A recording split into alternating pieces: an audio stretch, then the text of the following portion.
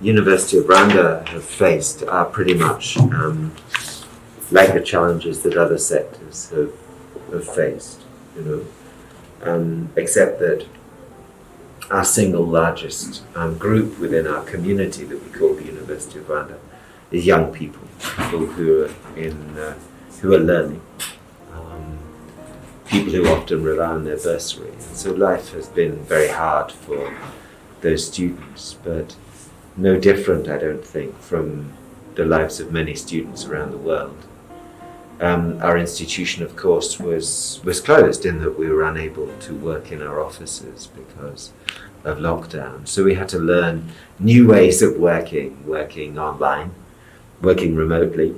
We had to learn new ways of tolerating and managing one another in virtual meetings, and new dynamics of virtual meetings, where we're going to have virtual meetings that were going to be twice as long as we had in physical meetings, or were they going to be shorter? Were we going to be able to hear everybody, get everybody's voice, everybody's opinion?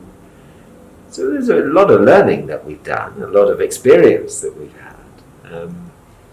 But we've used the time to transform ourselves as an institution and to move fully online and to build up our e-learning resources through our Moodle platform. And that's been a huge challenge for many academic staff who've never taught online before. Maybe they've been taught online in a previous degree that they've done, but they haven't had to do it here, although many of our faculty, of course, have resources that they use to teach. So we've been transferring those resources onto the online platform. I think one of our other big challenges has been managing our administrative staff working remotely. For academic staff, they've been getting on with their research, writing for publication, writing scholarly material for learning and teaching and assessment. For admin staff who were not able to get to their offices and sometimes didn't have access to their computers and the databases on their computers initially when they were working remotely, it was a lot more challenging.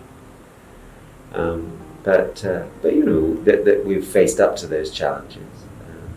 We haven't spent as much money on some of the things that we would have spent money on. So we've made some savings, and in making those savings we've been able to reflect on why we spend money the way we do on the things that we spend it on. So lots and lots of positive things to come from this period in the life of the university. But because we're doing things in a different way, we're going to do it in a phased way. So we want to kickstart the academic year for those students who are coming towards the end of their undergraduate degrees. And we want to get those students back on track using the online resources. We want to get our faculty used to this new way of teaching. Some have been lucky enough to be able to pilot and try out their teaching, but we certainly haven't done it at scale online. So we're going to do it with smaller number of students. But once we've kick-started the third, fourth and fifth year students and they get into the swing of learning, then we will start the next phase, which is the years 1 and 2 students. And they will then come back to the university and will reacquaint themselves with the university, but start off acquainting themselves with the e-learning platform. So we're committed to getting the students successfully through their degrees, but we need to do it properly. The return of the university is part of the nation's response to COVID. So we've got to do it properly.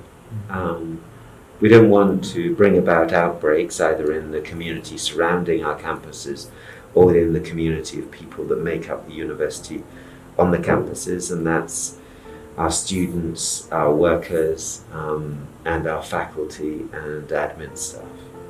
So we have to keep all of those people safe. We have to build confidence in a new way of working. And that's why we've chosen to do things in a phased way.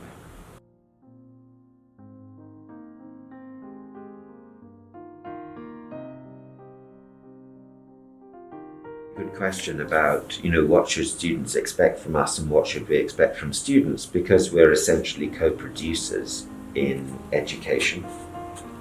We're co-creators of education and of success. And we certainly expect that students will need to be very patient. We expect them to be compliant. We expect them to be supportive of one another and supportive of the institution. Things will not be easy when we start back because we are doing things very differently. Students will not go back to the classrooms they were in before, and even if they do, they'll find social distancing arrangements. Students will not be able to carry out their social lives in the ways that they used to, and that's everything from sport to faith-based activities to debating clubs. But we'll find a new way of doing things within the existing guidelines. But students will essentially have to learn in very different ways. And we're going to support students. And students can expect that the university will support them in those transitions. And those transitions will not be easy for everybody. They'll take some people longer than others to get used to. But the university, its admin staff, its support staff, and its academic staff can all be expected to contribute to a fairly smooth transition, or a transition that's as smooth as possible. About new students, students who are starting university for the first time ever, those students will be slightly delayed in starting their academic careers at university, but the application portal is up and running for people doing postgraduate degrees and graduate degrees. They're applying now. For first and second year students, as I've described, they'll be coming back to university in the second phase of the university's reopening.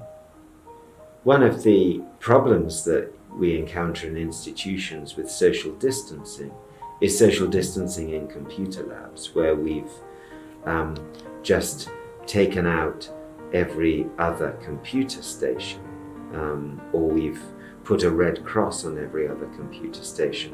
What we need, so that we don't create redundancy in our computer labs, is to actually find alternative spaces so that we can take that equipment out and set up a parallel lab. But we have a very comprehensive e-learning platform that is the sum total of the efforts of all of our academics.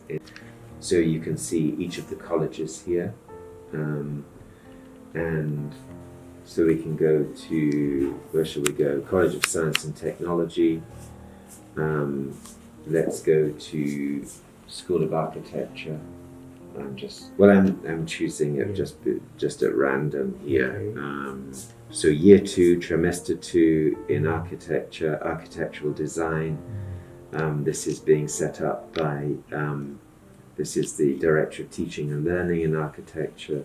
This is the Dean of Architecture. So we can go into any of these architectural design. You'll see the introduction to it, the introduction to your teachers, and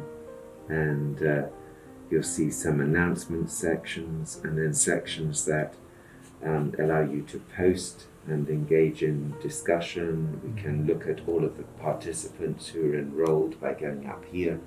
I can see when students last enrolled into the system. I don't want to show students' names on the screen, but you can tell when students were last here. So I've got a list of students here who are part of my group, and if a student hasn't come onto the system for more than a few days, I can write to them. I can ask them if they're all right and what the problems are, and if they're encountering any problems. If I move this back and show you some of the documents here, you'll see a whole range of documents on, I want to find you something that you can perhaps see. So there's a lot of teaching materials here that students can use. And each and every piece here is a learning resource that is tied together by sometimes slideshows, sometimes asynchronous teaching material, sometimes synchronous teaching material. We can go to any part of the university and find similar information for students to support their teaching in medicine. You can go to the School of Medicine, you can go to undergraduate programs. Now, if you were a student enrolled, you could only go to the programs you're enrolled in. Here I can go to almost anything. A Bachelor of Medicine, Year 1, let's try trimester 1 in Year 1. You can see Introduction to Psychology, Histology,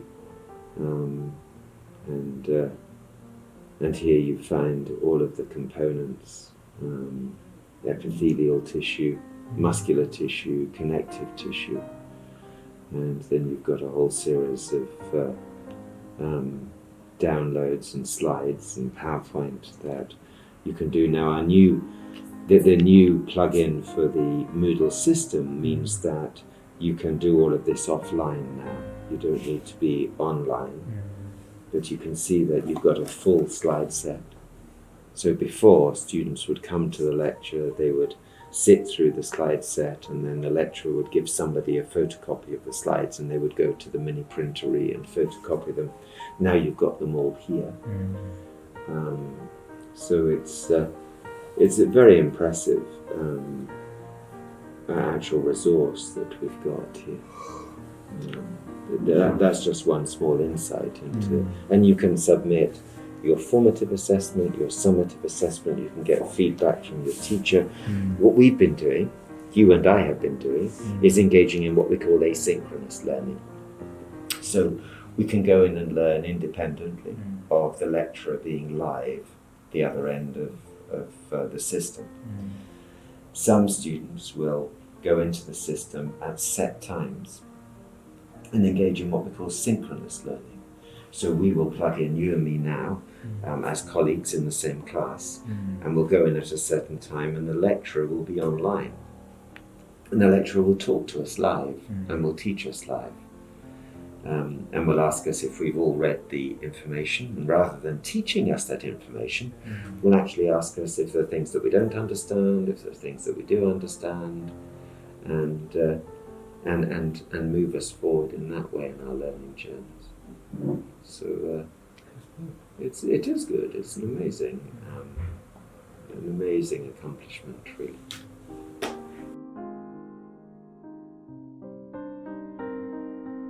That's a difficult one, isn't it? Because what we're committing to is blended learning. Now, learning is about the students. I didn't say blended teaching. I said blended learning. So learning is what the students do, and blended simply means that you use more than one mode of achieving your learning. So you read a book, you look online, you go and sit in a classroom. So lectures are only ever a learning resource. Whereas before we've had a dominant form of education whereby people went and they wrote everything that was on the chalkboard, they memorized everything they wrote down, and then they regurgitated it in an exam. That requires fairly shallow levels of learning, fairly short-term memory. So what you would see is an exponential decay in knowledge from the time somebody sat an exam. So if somebody sits an exam and then goes on a long holiday for 2 months, by the time they come back, if on the day back you asked them to sit the same exam, you'd find that their knowledge had decayed. And so we wanted to move away from that, and we've done that over the last 5 years. But with this form of learning, we want to actually engage in different ways that people learn, visual, auditory ways of learning, We want to encourage people. There's resources there on how to study, whether you use post-it notes, highlighter pens, you write your own notes and then notes on your own notes, whether you use mind maps and spider diagrams, and how you develop your learning strategies so that you can continue to learn into adult life. So this will change the way that people journey through university.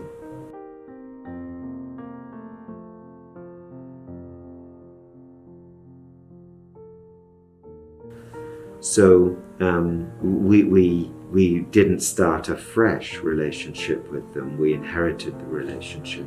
But of course the university went from being the National University of Rwanda Sweden program to the University of Rwanda Sweden program. So the scale changed dramatically. The benefits for undergraduate students are indirect. The benefits for graduate students and for faculty are direct. So a lot of the work of the program is around developing our capacity at doctoral level education. But of course, the main thrust of the program is to develop the institution as an institution of higher learning. So often we think of capacity development about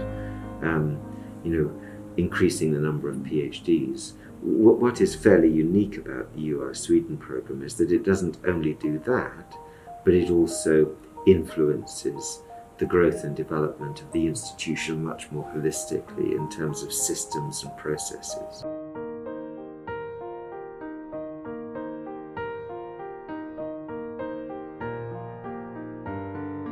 Look, at the moment, the only way we can have a graduation is virtual graduation.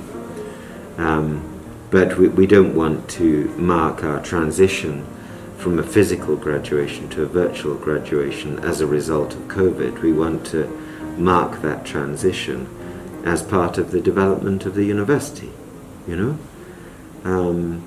And of course, we would, in the past, we've had an annual graduation in November. That won't take place this year because of the disruption to the academic year. And so we are planning a virtual graduation. But we've also decoupled the actual ceremony of graduation from the award of diploma and degree certificates. So you'll get your degree and diploma certificate dated fairly close to the time you have completed your studies, rather than dated with the date of the annual physical graduation ceremony. It requires a culture shift in the way that we do things, but we believe it's cost effective. We believe that it's in keeping with the direction of many universities around the world, and we want to make sure that it remains an opportunity to celebrate the contribution of parents and sponsors and family, but also to celebrate the successes of students.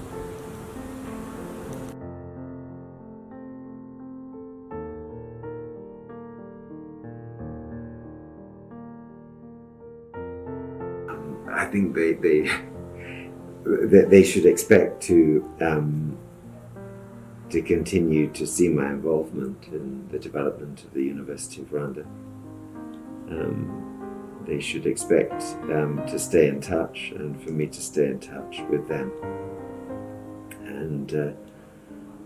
And yeah, I think it's now incumbent on all of us as we transition in life, particularly through education, to find new ways of contributing, new ways of realizing our sense of service or our sense of mission, or and new ways of creating legacy, because that's what my generation of young people in the university now have to do, which is to create legacy in their lives as they go into lives of service after graduation. Have had this discussion with you this morning. I don't think it should be an honor. I think it should just be it should be my honor. Interview me and to have done it so well. So thank you. Thank you so much.